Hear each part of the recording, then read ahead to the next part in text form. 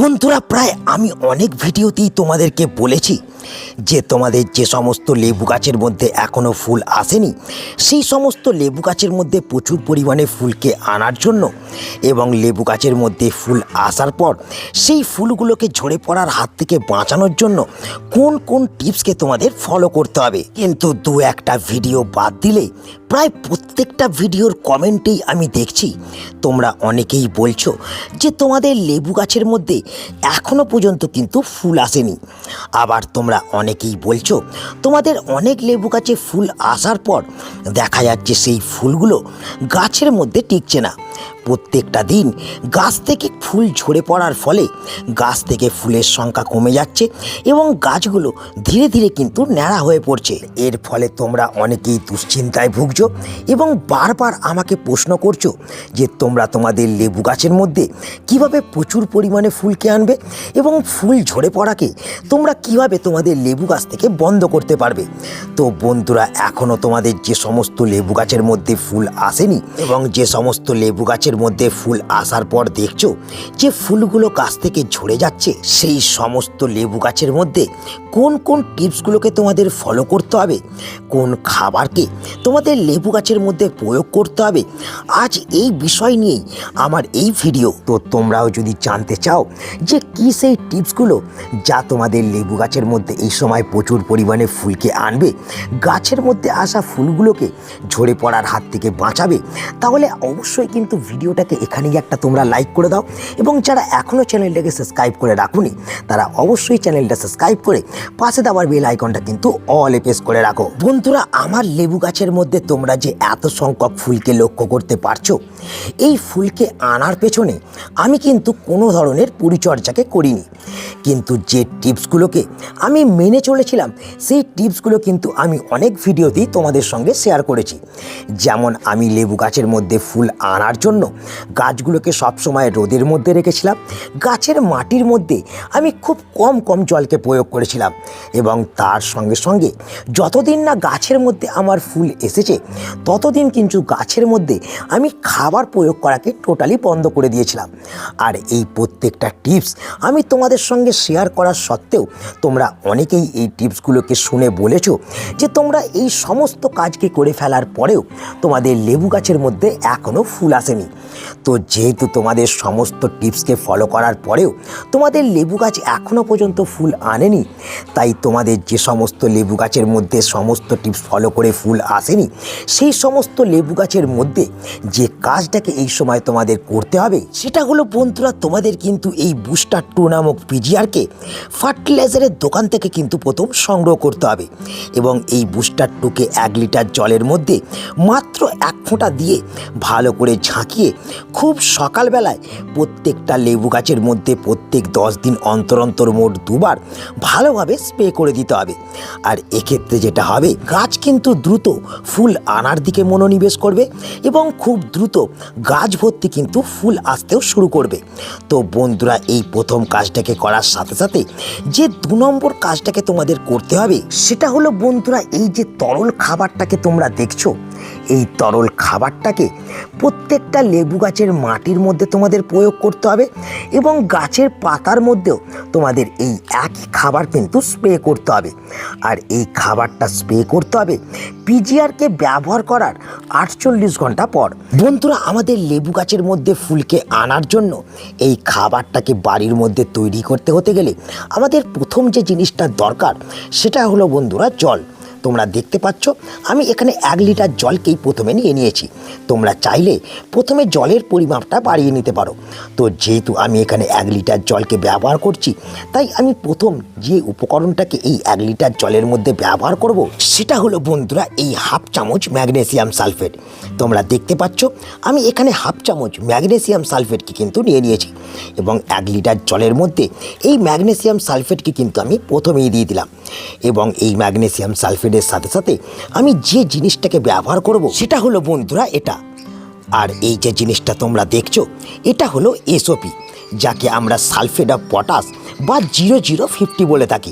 এই sulphate of potash বা 0050কে তোমরা 2 গ্রাম নেবে, নিয়ে এই 1 লিটার জলের মধ্যে তোমরা 2 গ্রাম প্রয়োগ করে দেবে। এবং এই সালফেট অফ পটাশ বা 0050কে ব্যবহার করে দেওয়ার পর যে জিনিসটাকে তোমাদের ব্যবহার করতে হবে সেটা হলো বন্ধুরা এটা। তো এই যে জিনিসটাকে তোমরা দেখছো এটা হলো বোরন, যাকে আমরা বোরন 20% নামে যে কোনো ফার্টিলাইজারের দোকান থেকে আমরা কিন্তু সংগ্রহ করে নিতে পারবো। আর এই বোরনের অভাবেই এই সময় কিন্তু আমাদের গাছের মধ্যে ফুল আসছে না। তো আমরা এই বোরনকে কতটা পরিমাণে ব্যবহার করব? তো আমরা যেটা করব, আমরা 1 লিটার জলের মধ্যে 2 গ্রাম বোরনকে মেশাবো। দেখতে পাচ্ছ আমি কিন্তু বোরনকে এখানে 2 গ্রাম প্রয়োগ করে দিলাম। এবং এই বোরনকে এই জলের মধ্যে প্রয়োগ করার সাথে সাথে যে 4 নম্বর উপকরণটাকে আমাদের নিতে হবে সেটা হলো বন্ধুরা এটা। তো এই যে জিনিসটাকে তোমরা দেখছো এটা হলো সিউইডস, যাকে আমরা জৈব অনুখাদ্য বলে থাকি। তো এই সিউইডস না থাকলে তোমরা কিন্তু এখানে যেটা করতে পারো, রাসায়নিক যে কোনো অনুখাদ্যকে তোমরা 2 গ্রাম এই জলের মধ্যে প্রয়োগ করতে পারো।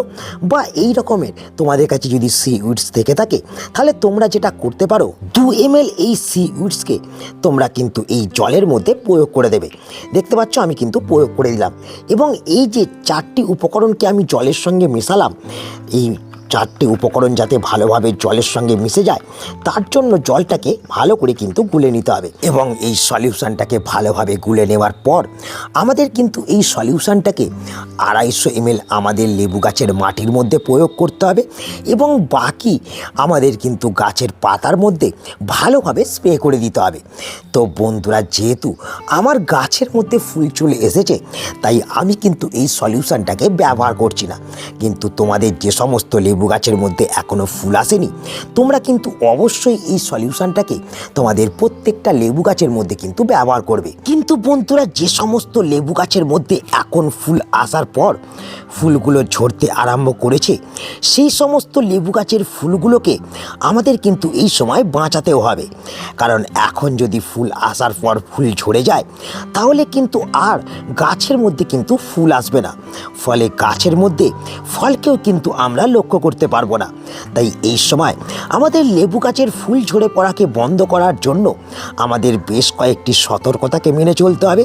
এবং একটি গুরুত্বপূর্ণ খাবারকেও আমাদের লেবু গাছের মাটির মধ্যে প্রয়োগ করতে হবে। তো বন্ধুরা, লেবু গাছের মধ্যে ফুল আসার পর যে কাজটাকে আমাদের প্রথম লেবু গাছের মধ্যে করতে হবে সেটা হলো গাছের মাটির মধ্যে অযথা জলকে প্রয়োগ করাকে আমাদের বন্ধ করতে হবে। আমাদের খেয়াল রাখতে হবে গাছের মাটি যাতে একেবারে শুকিয়ে খটখটে না হয়ে যায় বা একেবারে ভিজে চপচপে না হয়ে থাকে। এর পাশাপাশি যে 2 নম্বর বিষয়টাকে মাথায় রাখতে হবে সেটা হলো যে সমস্ত লেবু গাছের মধ্যে তোমরা দেখতে পাচ্ছ ফুল এসে গেছে সেই সমস্ত লেবু গাছগুলোকে তোমরা এমন একটা স্থানের মধ্যে রাখবে যে স্থানটার মধ্যে কমসে কম 6 থেকে 7 ঘন্টা রোদ থাকে।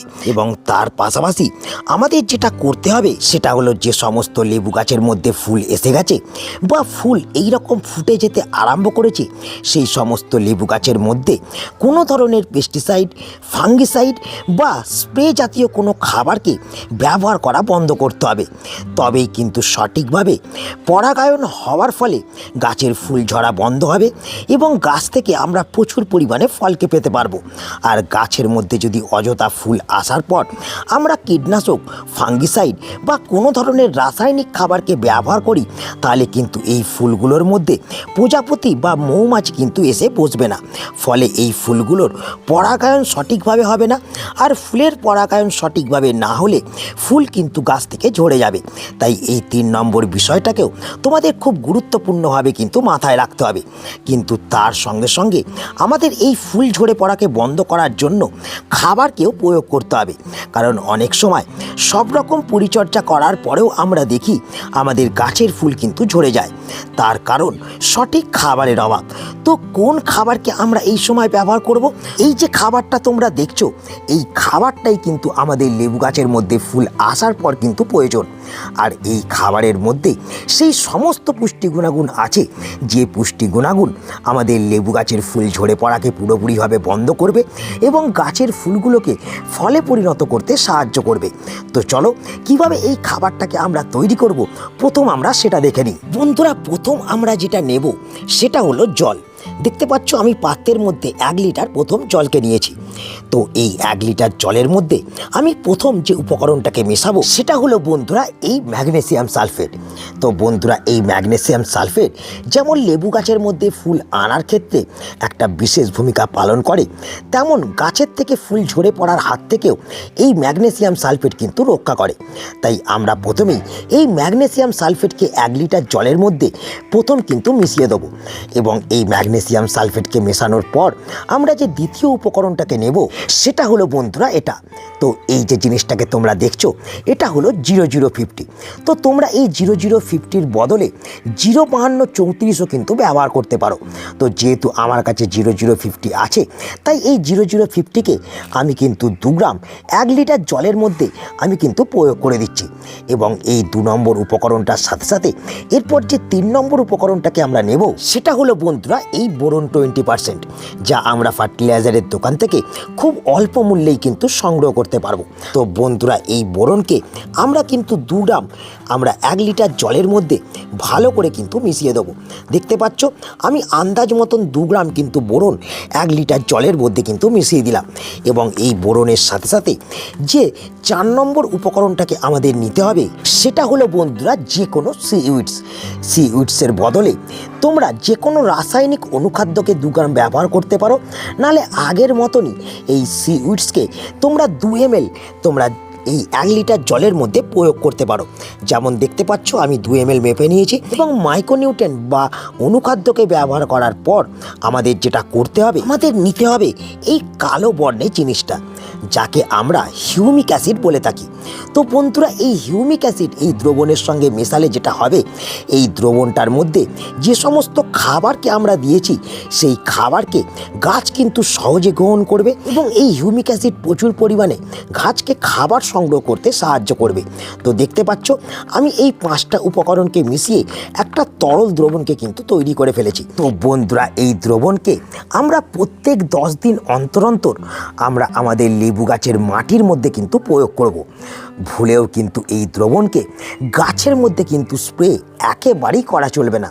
আর এই দ্রবণকে আমরা যদি প্রত্যেক 10 দিন অন্তর অন্তর একবার করে ব্যবহার করতে থাকি তাহলে কিন্তু আমরা দেখব আমাদের লেবু গাছের ফুল একটাও ঝরে পড়বে না, প্রত্যেকটা ফুল গুটিতে পরিণত হবে এবং তার সঙ্গে সঙ্গে লেবু গাছের মধ্যে যে অত্যাধিক পরিমাণে পুরুষ ফুল আসে সেই পুরুষ ফুল আসার হার বন্ধ হয়ে প্রচুর পরিমাণে কিন্তু স্ত্রী ফুল আসবে এবং তার সঙ্গে সঙ্গে ফুলের পরাগায়নও সঠিকভাবে কিন্তু এই খাবার প্রয়োগের মাধ্যমে হবে। কিন্তু বন্ধুরা, এই খাবার থেকে আমাদের এতগুলো বেনিফিট পেতে হতে গেলে আমাদের এই খাবারকে সঠিক মাত্রাতে ব্যবহার করতে হবে এবং খাবার প্রয়োগ করার আগে আমাদের বেশ কয়েকটি সতর্কতাকেও কিন্তু মাথায় রাখতে হবে।